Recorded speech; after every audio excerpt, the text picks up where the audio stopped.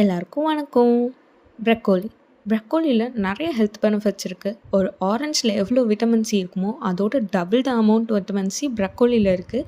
அது ஸ்கின்னுக்குமே ரொம்ப நல்லது. அண்ட் அதில் நிறைய விட்டமின்ஸ் அண்ட் ஆன்டி ஆக்சிடென்ட்ஸ் அப்படின்னு நிறைய ஹெல்த் பெனிஃபிட்ஸ் இருக்குது. இந்த ப்ரக்கோலியில் ஒரு சிம்பிளான டிக்கி எப்படி பண்ணுறதுன்னு பார்க்கலாமா? ப்ரக்கோலியை நல்லா க்ளீன் பண்ணி எடுத்துகிட்டு அதை வாட்டரில் சால்ட் ஆட் பண்ணி ஹாஃப் பாயில் பண்ணி எடுத்துக்கோங்க. அண்ட் மிக்சரில் இஞ்சி, பூண்டு, பச்சை மிளகா, புதினா போட்டு கிரைண்ட் பண்ணி எடுத்துக்கோங்க.